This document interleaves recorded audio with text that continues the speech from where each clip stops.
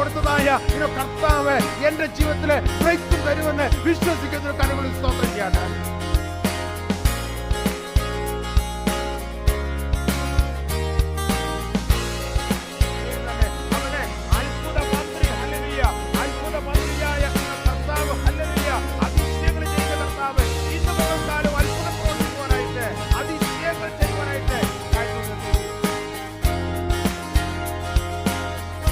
Psalms 118 verse 22 and 23. And വീട് പണിയുന്നവർ തള്ളിക്കളഞ്ഞ കല്ല് മൂലക്കല്ലായി തീർന്നിരിക്കുന്നു. ഇത് യഹോവയാൽ സംഭവിച്ചു, നമ്മുടെ ദൃഷ്ടിയിൽ ആശ്ചര്യം. ദാവീദ് പറഞ്ഞതായ ഒരു ഭാഗമാണ് നമ്മൾ വായിച്ചു കേട്ടത്. അവഗണിക്കപ്പെട്ടതിനെ ശക്തീകരിക്കുന്ന ഒരു ദൈവത്തെക്കുറിച്ച് അല്പനേരം സംസാരിക്കുവാനായിട്ടാണ് ഞാൻ താല്പര്യപ്പെടുന്നത്. അവഗണിക്കപ്പെട്ടതിനെ പരിഗണിക്കുന്ന ഒരു ദൈവമുണ്ട്. എത്ര പേർ വിശ്വസിക്കുന്നു? അവഗണിക്കപ്പെട്ടതിനെ ഹല്ലേലൂയ പരിഗണിക്കുന്നതായ ഹല്ലേലൂയ ഒരു കർത്താവ് നമുക്കുണ്ട്. നമ്മളെ അവഗണന അല്ലെങ്കിൽ തിരസ്കരണത്തെ കുറിച്ച് നമ്മൾ ചിന്തിക്കുകയും പഠിക്കുകയും ചെയ്യുമ്പോൾ ഇവിടെ ഇരിക്കുന്നതായ എല്ലാവരും ഇൻക്ലൂഡിങ് മീ ഒരു പ്രാവശ്യമെങ്കിലും എന്താണ് അവഗണിക്കപ്പെടാതെ നമ്മുടെ ജീവിതത്തില് ഹല്ലേലൂയ ഇരിക്കാത്തവരാരും തന്നെ ഇവിടെ ഇല്ല. എത്രയോ പ്രാവശ്യം നമ്മളെ അവഗണിക്കപ്പെട്ടിരിക്കും നമ്മുടെ ജീവിത യാത്രയിൽ. ഹല്ലേലൂയ ഒരു യൂണിവേഴ്സിറ്റി പാസ് ആയതുകൊണ്ട് ആരും നമ്മളെ അവഗണിക്കത്തില്ല എന്ന് പറയുവാനായിട്ട് സാധിക്കുകയില്ല. അല്ലെങ്കിൽ ഇത്ര ക്ലാസ് വരെ ഞാൻ പഠിച്ചു, അല്ലെങ്കിൽ പാസ്സായി, അല്ലെങ്കിൽ ഇന്ന പൊസിഷൻ വരെ ഞാൻ ആയിത്തീർന്നു, അതുകൊണ്ട് എനിക്കൊരു അവഗണന ലഭിക്കത്തില്ല എന്ന് ആർക്കും പറയുവാനായിട്ട് സാധിക്കുകയില്ല. ഹല്ലേലൂയ അവഗണന അല്ലെങ്കിൽ തിരസ്കരണം എന്തുവാണ്? റിജക്ഷൻ നമ്മളൊക്കെ എന്തുവാണ് അനുഭവിച്ചുള്ളതായ ദൈവത്തിന്റെ മക്കളാണ്. എന്നാൽ നമ്മളെ പരിഗണിക്കുന്നതായ ഒരു കർത്താവ്, നമ്മുടെ അവഗണനയെ മാറ്റി നമ്മളെ ആദരിക്കുന്നതായ ഒരു കർത്താവിനെ നമുക്ക് ദൈവവചനത്തിൽ ഉടനീളം കാണുവാനായിട്ട് സാധിക്കുന്നുണ്ട്. ഇന്ന് പൽക്കാലം ഹാഗാർ ഇവിടെ ആരാധന കടന്നു തിരിക്കുകയാണെങ്കിൽ, നമ്മൾ ആ ഹാഗാറിനോട് സംസാരിക്കുകയാണെങ്കിൽ ആ പ്രിയ സഹോദരി പറയും, ഞാന് സാറ എന്ന് പറയുന്നതായ അബ്രാഹാമിന്റെ ഭാര്യയാല് വളരെ അവഗണിക്കപ്പെട്ടവളാണെന്ന് അവളുടെ സാക്ഷ്യം അവളെ പറയുമായിരിക്കും. നമ്മള് മറ്റൊരു സൈഡില് യെരമ്യാ പ്രവാചകൻ ഇവിടെ കടന്നു വന്ന് ഇതുപോൽക്കാലം ആരാധന സമ്മതിക്കുകയാണെങ്കിൽ നമ്മൾ അദ്ദേഹത്തോട് ചോദിക്കാൻ പറയും, ഹല്ലേലൂയ എന്റെ ചെറുപ്രായത്തില് എന്നെ പ്രവാചക ശുശ്രൂഷയ്ക്ക് വേണ്ടി വിളിച്ചവനായിരുന്നു, എന്നാൽ ഞാൻ ആ വിളി കേട്ട് ഇറങ്ങി തിരിച്ചുവെങ്കിൽ തന്നെയും ഹല്ലേലൂയ ഞാൻ ഒത്തിരി അവഗണിക്കപ്പെട്ടിട്ടുണ്ട്. എന്റെ മുഖത്ത് ആളുകളെ അടിച്ചു, ഹല്ലേലൂയ എന്നെ ആമത്തിലിട്ട് പൂട്ടി, ഹല്ലേലൂയ ഞാൻ ദൈവം എന്നോട് പറഞ്ഞത് ഞാൻ വിളിച്ചു പറഞ്ഞപ്പോൾ അവരത് കൈക്കൊണ്ടില്ല, കേട്ടില്ല. എന്നെ അനേക പ്രാവശ്യം അവർ അവഗണിച്ചു എന്നുള്ളതായ സാക്ഷ്യം ചിലപ്പോൾ യെരമ്യാ പ്രവാചകൻ പറയുമായിരിക്കും. നമ്മള് ദൈവത്തിന്റെ വചനം വായിക്കുമ്പോൾ അവഗണിക്കപ്പെട്ടതായ ഒത്തിരി പേരെ എന്തുവാണ് ഹല്ലേലൂയ നമുക്ക് കാണുവാൻ സാധിക്കുന്നുണ്ട്. ന്യായാധിപന്മാരുടെ പുസ്തകം 11-ാം അധ്യായം എടുക്കുമ്പോൾ അവിടെ ഒരു ഇബ്താഹിനെ കുറിച്ച് നമ്മൾ വായിക്കുന്നുണ്ട്. ഈ മനുഷ്യന്റെ ചരിത്രം പഠിക്കുകയാണെങ്കിൽ ഇവന് വളരെ എന്തുവാണ് അവഗണിക്കപ്പെട്ടതായ ഒരു മനുഷ്യനായിരുന്നു കാണുവാൻ സാധിക്കുന്നുണ്ട്. നമുക്ക് വായിക്കാം ന്യായാധിപന്മാരുടെ പുസ്തകം 11-ാം അധ്യായം അതിന്റെ 2 മുതലുള്ളതായ ചില വാക്യങ്ങൾ ആർക്കെങ്കിലും വായിക്കാം. ഗിലെയാദിന്റെ ഭാര്യയും അവന്റെ പുത്രന്മാരെ പ്രസവിച്ചു. അവന്റെ ഭാര്യയുടെ പുത്രന്മാർ വളർന്ന ശേഷം അവർ യിഫ്താഹിനോട്, നീ ഞങ്ങളുടെ പിതൃഭവനത്തിൽ അവകാശം പ്രാപിക്കയില്ല, നീ പരസ്ത്രീയുടെ മകനല്ലോ എന്ന് പറഞ്ഞ് അവനെ നീക്കിക്കളഞ്ഞു. അങ്ങനെ യിഫ്താഹ് തന്റെ സഹോദരന്മാരെ വിട്ട് തോബ് ദേശത്ത് ചെന്ന് പാർത്തു. നിസാരന്മാരായ ചിലർ യിഫ്താഹിനോട് ചേർന്ന് അവനുമായി സഞ്ചരിച്ചു. ഇവിടെ അതിന്റെ 2-ാം വാക്യം വായിക്കുമ്പോൾ ഗിലെയാദിന്റെ ഭാര്യയും അവന് പുത്രന്മാരെ പ്രസവിച്ചു. അവന്റെ ഭാര്യയുടെ പുത്രന്മാർ വളർന്ന ശേഷം അവന് യിഫ്താഹിനോട്, നീ ഞങ്ങളുടെ പിതൃഭവനത്തിലെ അവകാശം പ്രാപിക്കയില്ല. പറയാണ്, നീ മറ്റൊരു അമ്മയുടെ മകനാണ്. Your mother is not our mother. നിന്റെ അമ്മ ഞങ്ങളുടെ അമ്മയല്ല.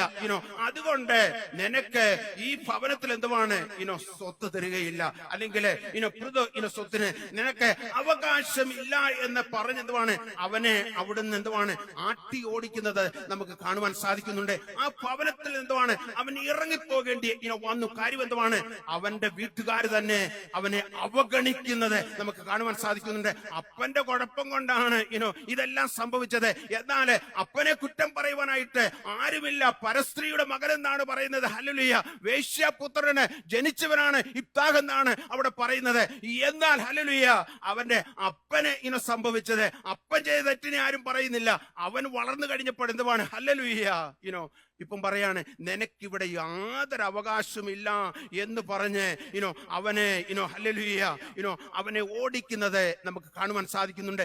എന്നാൽ അവൻ അവിടെ നിന്നില്ല. അവൻ വിചാരിച്ചു, എന്നെ ഇവർക്ക് ആവശ്യമില്ല എങ്കിൽ, എന്നെ അവരിങ്ങനെ തിരസ്കരിക്കുന്നുവെങ്കിൽ, എന്നെ അവർ റിജക്ട് ചെയ്യുന്നുവെങ്കിൽ, എന്നെ ഈ കുടുംബത്തിന്റെ ഒരു ഭാഗമായിട്ട് അവർ കാണുന്നില്ല എങ്കിൽ, ഹല്ലേലൂയ, അദ്ദേഹം പറയാണ് ഞാൻ ഇവിടുന്ന് പോകുകയാണ്. അങ്ങനെ താൻ എന്തുവാണ് ചെയ്തത്? ഹല്ലേലൂയ, അവിടുന്ന് ഹല്ലേലൂയ നമുക്ക് വായിക്കുവാനായിട്ട് സാധിക്കുന്നത് അതിന്റെ 3-ാം വാക്യം. ഇബ്താഹ് തന്റെ സഹോദരന്മാരെ വിട്ട് തോബ് ദേശത്ത് ചെന്ന് പാർത്തു.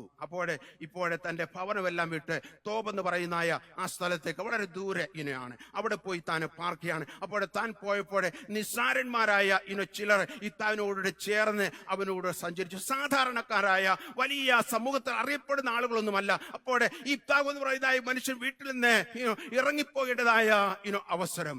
അപ്പോൾ തന്നോട് ചേർന്ന് സാധാരണക്കാരായ ചില ആളുകളെ സഞ്ചരിച്ച് അങ്ങനെ അദ്ദേഹം താബോർ തോബ് ദേശത്ത് കടന്നുപോയി പാർക്കുവാനായിട്ട് തുടങ്ങി. എന്നാൽ കുറച്ചു കഴിഞ്ഞപ്പോഴേ നമുക്ക് കാണുവാൻ സാധിക്കുന്നത് ദൈവം എന്തുവാണ് ഹല്ലേലൂയ ഒരാളെ മാനിക്കുന്നതായ ഹല്ലേലൂയ എങ്ങനെ അനുഗ്രഹിക്കുന്നു, എങ്ങനെ തള്ളിക്കളഞ്ഞവനെ സ്വീകരിക്കുന്നു, എങ്ങനെ അവഗണിച്ചവനെ ശക്തീകരിക്കുന്നു, എങ്ങനെ അവഗണിക്കുന്നവനെ പരിഗണിക്കുന്നു എന്നുള്ളത് നമുക്കിവിടെ കാണുവാൻ സാധിക്കുന്നുണ്ട്. അതിന്റെ 6-ാം വാക്യം വായിക്കുമ്പോൾ ഇങ്ങനെ എഴുതിയിരിക്കുന്നത്, അവർ ഇബ്താഹിനോട് അമ്മോന്യരോട് യുദ്ധം ചെയ്യേണ്ടതിന് നീ വന്ന് ഞങ്ങളുടെ സേനാധിപതി ആയിരിക്കുക എന്ന് പറഞ്ഞു. ഇബ്താഹ് ഗില്യാദ്യരോട് നിങ്ങൾ എന്നെ പകച്ച് പൃഥുഭവനത്തിൽ നീക്കിക്കളഞ്ഞില്ലയോ? ഇല്ലയോ ഇപ്പോഴേ കടന്നു വന്ന് ഉപേക്ഷിക്കപ്പെട്ടതായ, തള്ളിക്കളഞ്ഞതായ, വീട്ടിൽ നിന്ന് ഇറക്കി വിട്ടതായ ഇബ്താഹിനോട് ഇപ്പോഴെന്തുവാണ് കടന്നു എന്ന് പറയാണ്, അമ്മോന്യരുമായിട്ട് ഹല്ലേലൂയ ഇസ്രായേലിന് യുദ്ധം നടക്കുകയാണ്. ഈ യുദ്ധത്തില് ഞങ്ങൾക്ക് നീ സേനാധിപനെ ആയിരിക്കണം, ഞങ്ങളെ വന്ന് സഹായിക്കണം, നീ അവരോട് യുദ്ധം ചെയ്യണം എന്ന് പറഞ്ഞപ്പോഴേ അദ്ദേഹം പറയാണ്, നിങ്ങൾ എന്നെ പകച്ചവനായിരുന്നു, നിങ്ങൾ എന്നെ പകച്ച്, അത് മാത്രമല്ല പൃഥുഭവനത്തിൽ നിന്ന് എന്നെ നീക്കിക്കളഞ്ഞു എന്നാണ് പറഞ്ഞത്. എന്നാൽ അതിന്റെ 11-ാം വാക്യത്തിലേക്ക് നമ്മൾ വായിക്കുമ്പോൾ കാണുവാൻ സാധിക്കുന്നത്, ഇബ്താഹ് ഗിലിയാദിലെ മൂപ്പന്മാരോട് അമ്മോന്യരോട് യുദ്ധം ചെയ്യുവാൻ നിങ്ങൾ എന്നെ കൊണ്ടുപോയിട്ട് യഹോവ അവരെ എന്റെ കയ്യിൽ ഏൽപ്പിച്ചാൽ നിങ്ങൾ എന്നെ തലവനാക്കുമോ എന്ന് ചോദിച്ചപ്പോഴേ ഈ അമ്മോന്യരോട് യുദ്ധം ചെയ്യുവാനായിട്ട് സേനാധിപനായിട്ട് ഒരു അപ്പോയിന്റ്മെന്റ് എന്തുവാണ് ഉപേക്ഷിക്കപ്പെട്ടതായ ഇബ്താഹിന് കൊടുക്കുകയാണ്. ഇസ്രായേലിലെ ഒരു ന്യായാധിപൻ എന്ന് പറയുമ്പോൾ എന്തുവാണ് നല്ലൊരു പൊസിഷനാണ്. ഹല്ലേലൂയ ഇദ്ദേഹത്തിന്റെ ബാക്ക്ഗ്രൗണ്ട് പഠിച്ചു കഴിഞ്ഞാൽ അങ്ങനെ ഒരു പൊസിഷനിലേക്ക് വരുവാനായിട്ട് ഹല്ലേലൂയ മാനുഷികമായിട്ട് ക്വാളിഫൈഡ് അല്ല. കാര്യം വേശ്യാപുത്രന്റെ മകനാണ്, ഭവനത്തിൽ നിറക്കി വിട്ടവനാണ്, യാതൊന്നും തനിക്ക് പുകഴുവാനോ പറയുവാനോ ഇല്ല. എന്നാൽ ഇപ്പോഴേ ഈ മൂപ്പന്മാര് കടന്നു വന്ന് അദ്ദേഹത്തെ ക്ഷണിക്കുകയാണ്. അപ്പോഴേ പറഞ്ഞു, ഹല്ലേലൂയ ഞാന് ഹല്ലേലൂയ എന്നെ നിങ്ങൾ തലവനാക്കാമോ എന്ന് ചോദിച്ചു കഴിഞ്ഞപ്പോഴേ അവർ പറയാണ്, ഗിലിയാദിലെ മൂപ്പന്മാർ ഇബ്താഹിനോട് യഹോവ നമ്മുടെ മധ്യ സാക്ഷി. ഇപ്പോൾ പറയാണ് യഹോവ നമ്മുടെ മധ്യ സാക്ഷി, വേറെ സാക്ഷികളൊന്നും വേണ്ട, യഹോവയാണ് ഇതിന് സാക്ഷി, നീ പറഞ്ഞതുപോലെ ഞങ്ങൾ ചെയ്യാം എന്ന് പറഞ്ഞ് അങ്ങനെ ഇബ്താഹ് ഗിലിയാദിലെ മൂപ്പന്മാരോടുകൂടെ പോയി ജനം അവനെ തലവനും സേനാധിപനുമാക്കി. അപ്പോഴെന്തുവാണ് ഇപ്പോഴേ തള്ളിക്കളഞ്ഞവൻ എന്തുവാണ് ഇവിടെ ഒരു അപ്പോയിന്റ്മെന്റ് കൊടുക്കുന്നത് നമുക്ക് കാണുവാനായിട്ട് സാധിക്കുന്നുണ്ട്. അത് മാത്രമല്ല, നമ്മളതിന്റെ 12-ാം അധ്യായത്തിന്റെ ന്യായാധിപന്മാരുടെ പുസ്തകം 12-ാം അധ്യായം അതിന്റെ 7-ാം വാക്യം നമ്മൾ വായിക്കുമ്പോൾ നമുക്ക് കാണുവാൻ സാധിക്കുന്നത്, ഇബ്താഹ് ഇസ്രായേലിനെ 6 സംവത്സരം ന്യായാധിപനും പിന്നെ ഗിലെയാദ്യനായ ഇബ്താഹ് മരിച്ചു എന്നാണ് അവിടെ കാണുവാൻ സാധിക്കുന്നത്. അപ്പോഴേ 6 വർഷം എന്തുവാണ് ഇസ്രായേലിലെ ന്യായപാലനം ചെയ്യുവാന് സേനാധിപനായി എന്തുവാണ് ഹല്ലേലൂയ അമ്മോന്യരോട് യുദ്ധം ചെയ്ത് ജയിച്ച് ഹല്ലേലൂയ ഒരു നല്ല പൊസിഷൻ മെയിൻറ്റെയിൻ ചെയ്യുവാനായിട്ട് ഇബ്താഹിന് സാധിച്ചു. എന്നാൽ അവന്റെ ചരിത്രം പഠിക്കുമ്പോൾ ഭവനത്തിൽ നിന്ന് ഇറക്കി വിട്ടവനാണ്. ഹല്ലേലൂയ ഹല്ലേലൂയ ഇവിടെ ഒരു അവകാശവും ഇല്ല എന്ന് പറഞ്ഞ് അവനെ ഇറക്കി വിട്ടപ്പോഴെ അവനെ കണ്ടതായ ഒരു കർത്താവ്, അവനെ മുന്നമേ കണ്ടതായ ഒരു കർത്താവ്, എന്റെ നിന്റെയും എന്തുവാണ് മുന്നമേ കാണുന്നതായ ഒരു കർത്താവിന് കരങ്ങളിൽ നമുക്ക് സ്തോത്രം ചെയ്യാം. ഹല്ലേലൂയ. അത് മാത്രമല്ല, നമ്മളെ എബ്രായ ലേഖനം 12-ാം അധ്യായം 11-ാം അധ്യായം അതിന്റെ 32-ഉം 33-ഉം വാക്യങ്ങള് നമ്മൾ വായിക്കുമ്പോൾ നമുക്ക് കാണുവാനായിട്ട് സാധിക്കുന്നതാണ്. ഹല്ലേലൂയ 6 വർഷം ന്യായപാലനം വാഗ്ദാനം ചെയ്തു. അത് മാത്രമല്ല 11:32 എഴുതിയിരിക്കുന്ന ഇങ്ങനെയാണ്, ഇനി എന്ത് പറയേണ്ടു? ഹല്ലേലൂയ, ഗിദ്യോന്, ബാരാക്ക്, ശിംശോന്, ഇബ്താഹ്, ദാവീദ് എന്നിവരെയും ശൗമേൽ മുതലായ പ്രവാചകന്മാരെ കുറിച്ച് വിവരിപ്പാൻ സമയം പോരാ. ഇവിടെ പറയാണ്, ഇബ്താഹിന്റെ പേര് അവിടെ എടുത്ത് പറയുന്നുണ്ട്, മറ്റു പലരുടെയും പേര് പറയുന്നുണ്ട്. ഹല്ലേലൂയ, വിശ്വാസ വീരന്മാരുടെ പട്ടികയിലെ ഹല്ലേലൂയ ഉപേക്ഷിക്കപ്പെട്ടവനെ എഴുതി ചേർക്കുവാനായിട്ട് ഹല്ലേലൂയ പൗലോസ് മറന്നുപോയില്ല, പരിശുദ്ധാത്മാവ് മറന്നുപോയില്ല. ഹല്ലേലൂയ, അല്പം കൂടെ സമയം ഉണ്ടായിരുന്നുവെങ്കിൽ, പേപ്പർ ഉണ്ടായിരുന്നെങ്കിൽ ചിലപ്പോൾ എന്തുവാണ് ഹല്ലേലൂയ പൗലോസ് ഇബ്താഹിനെ കുറിച്ച് ഒരു ചാപ്റ്റർ തന്നെ എഴുതിയിരുന്നേനെ. എന്നാൽ അത് എഴുതുവാൻ സമയം പോരാ എന്ന് പറഞ്ഞ് അറ്റ്ലീസ്റ്റ് എന്തുവാണ് ഹല്ലേലൂയ വിശ്വാസ വീരന്മാരുടെ പട്ടികയിൽ എന്തുവാണ് സ്ഥാനം പിടിച്ചെടുക്കുവാനായിട്ട്, ഹല്ലേലൂയ എഴുതി ചേർക്കപ്പെടുവാനായിട്ട് എല്ലാവരും ഉപേക്ഷിക്കപ്പെട്ടതായ ഇബ്താഹിന് ഭാഗ്യം ലഭിച്ചു. ഹല്ലേലൂയ, എല്ലാവരും തള്ളപ്പെട്ടവനായിരുന്നു. നമ്മൾ 27-ാം സങ്കീർത്തനം അതിന്റെ 10-ാം വാക്യം വായിക്കുമ്പോൾ ഇങ്ങനെയാണ് ദാവീദ് പറഞ്ഞത്, എന്റെ അപ്പനും അമ്മയും എന്നെ ഉപേക്ഷിച്ചിരിക്കുന്നു, എങ്കിലും യഹോവ എന്നെ ചേർത്തുകൊള്ളും. നമ്മൾ ദാവീദിന്റെ ജീവിതം നമ്മൾ പഠിക്കുമ്പോൾ എന്തുവാണ് ഹല്ലേലൂയ, അതുപോലെ തന്നെ തിക്താനുഭവങ്ങളുടെ അവഗണനയിലൂടെ കടന്നുപോയതായ ഒരു വലിയ മനുഷ്യനായിരുന്നു ദാവീദ് എന്ന് നമുക്ക് കാണാൻ സാധിക്കുന്നുണ്ട്. ഇപ്പോഴേ നമ്മൾ 1 ശമൂവേലിന്റെ പുസ്തകം 16-ാം അധ്യായം അതിന്റെ 10 മുതൽ 11 വരെയുള്ളതായ വാക്യങ്ങൾ വായിക്കുമ്പോൾ ഈശായുടെ ഭവനത്തിൽ നിന്ന് ഈശായിക്ക് 8 മക്കളുണ്ട്.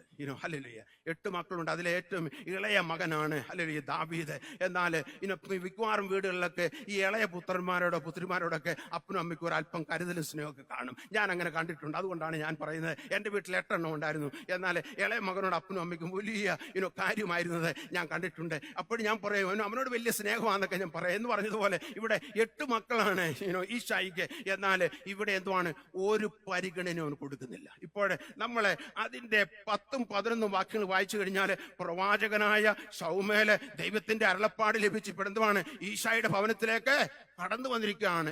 എല്ലാ മക്കളെയും എന്തുവാണ് ഈശായി അവിടെ വിളിച്ചിട്ടുണ്ട്. വീട്ടിലൊരു നല്ല ഫംഗ്ഷൻ നടക്കുകയാണ്. അപ്പോൾ ഫംഗ്ഷൻ നടക്കുമ്പോൾ എന്തുവാണ് അടുത്ത അയൽപക്കക്കാര്, അതുപോലെ സമൂഹത്തിൽ എന്തുവാണ് സ്ഥാനവും മാനവുമുള്ളതായ ആളുകളൊക്കെ കടന്നു വന്നിട്ടുണ്ട്. പ്രത്യേകിച്ച് പ്രവാചകനായ ശൗമേലോടെ കടന്നു വന്നിട്ടുണ്ട്. വലിയ ആഘോഷമൊക്കെ എന്തുവാണ്, ആടിനെ വെട്ടുന്നു, കറി വെക്കുന്നു, ഹല്ലേലൂയ, മറ്റ് ഒരുക്കങ്ങളെ വലിയ എന്തുവാണ് ഹല്ലേലൂയ സെലിബ്രേഷൻ നടക്കുകയാണ്. ഹല്ലേലൂയ. എന്നാൽ 7 മക്കളും അവിടെ കടന്നു വന്നിട്ടുണ്ട്. എന്നാൽ അവിടെ നമ്മൾ നോക്കുമ്പോൾ എന്തുവാണ് അവഗണിക്കപ്പെട്ടതായ ദാവീദിനെയാണ് നമുക്ക് കാണുവാൻ സാധിക്കുന്നത്.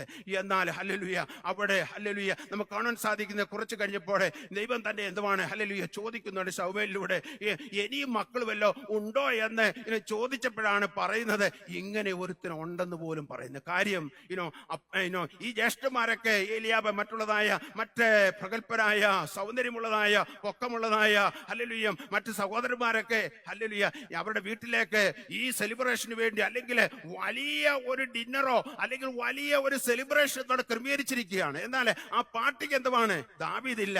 ഇവരെല്ലാം പോയപ്പോഴേ അവനെ എന്തുവാണ് ഏൽപ്പിച്ചിരിക്കുകയാണ്, നീ ആടുകളെയൊക്കെ നോക്കി എന്തുവാണ് ഇവിടെ നില്ലേ, ഞങ്ങൾ പോകാം. അപ്പോൾ എന്റെ ഒരു ഇമാജിനേഷനിൽ ദാവീദ് ചിലപ്പോൾ അപ്പനെ ഒന്ന് വിളിച്ചു കാണും, അപ്പാ എന്നെ മാത്രം എന്താ വിളിക്കാത്തത്, മറ്റുള്ള മക്കളെല്ലാം ഉണ്ടോ, എന്നെ വേണ്ടായോ എന്നൊക്കെ ചിലപ്പോൾ ചോദിച്ചു കാണും. അപ്പോൾ പറഞ്ഞു കാണും, എടാ കുഞ്ഞ് നീ അവിടെ നിൽക്കേ, മറ്റുള്ളവരൊക്കെ വന്നിട്ട് പോട്ടെ എന്ന് പറഞ്ഞു കാണും. എന്നാൽ ഞാൻ പറയുന്നത് അവന്റെ കുടുംബം എന്തുവാണ് അവനെ പരിഗണിച്ചില്ല. ഈശായി അവനെ പരിഗണിച്ചില്ല. എന്നാൽ അവനെ എന്തുവാണ് ദൈവത്തിന്റെ ഹൃദയത്തിൽ എന്തുവാണ് ദാവീദിനെ കുറിച്ച് ഒരു വലിയ പദ്ധതി ഉണ്ടായിരുന്നു. അവനെ പരിഗണിച്ചതായ അവനെ അവഗണിക്കാത്തതായ അവനെ സ്നേഹിച്ചതായ അവനെ ഉയർത്തിയതായ അവനെ വളർത്തിയതായ ഹല്ലേലൂയ ഒരു വലിയ ദൈവത്തെ നമുക്ക് ഇവിടെ കാണുവാനായിട്ട് സാധിക്കുന്നുണ്ട്. ഹല്ലേലൂയ. ഇവിടെ നമ്മള് അവിടെ തന്റെ ഭവനത്തിൽ എന്തുവാണ് ദാവീദ് എന്തുവാണ് അവഗണിക്കപ്പെട്ടു. കുടുംബങ്ങളിലെ അവഗണിക്കപ്പെട്ട എത്രയോ പേര് ഇന്ന് എന്തുവാണ് അവഗണിക്കപ്പെട്ട കുഞ്ഞുങ്ങളെ ചില കുടുംബങ്ങളിൽ കാണുവാൻ സാധിക്കും. അവഗണിക്കപ്പെട്ട ഭർത്താക്കന്മാരെ കാണാം, അവഗണിക്കപ്പെട്ടതായ മാതാപിതാക്കളെ കാണാം, അവഗണിക്കപ്പെടുന്നതായ ഭാര്യമാരെ കാണാം. ഹല്ലേലൂയ. അവഗണിക്കപ്പെടുന്നതായ ഒത്തിരി ജനങ്ങളെ എന്തുവാണ് അവിടെ ഇവിടെയൊക്കെ നമുക്ക് കാണുവാനായിട്ട് സാധിക്കും. നമ്മള് 1 ശമൂവേലിന്റെ പുസ്തകം 17-ാം അധ്യായം അതിന്റെ 22-ലേക്ക് വരുമ്പോൾ എന്തുവാണ് ഇവിടെ ആ പാർട്ടിക്ക് വിളിച്ചില്ല, അവിടെ കുടുംബം മൊത്തം എന്തുവാണ് ഇവനെ അവഗണിച്ചെന്ന് കാണാം. എന്നാൽ ഇവിടെ നമുക്ക് കാണും 1 ശമൂവേൽ 17:28 സഹോദരൻ സഹോദരന്മാരെ അവൻ അവഗണിക്കപ്പെട്ടു. അവിടെ നമുക്കറിയാം ഹല്ലേലൂയ, അവിടെ വലിയ യുദ്ധം നടക്കുകയാണ്. ഇസ്രായേൽ മക്കളെ വെല്ലുവിളിക്കാണ് ഗോലിയാത്ത്. അതിന്റെ മധ്യത്തില് ശൗലിന് കടന്നു പോകാൻ മടിയാണ്. അവിടെ അവനോട് എതിരിടുവാനായിട്ട് പോരാടുവാനായിട്ട് ആരും ധൈര്യമായിട്ട് കടന്നു വരുന്നില്ല.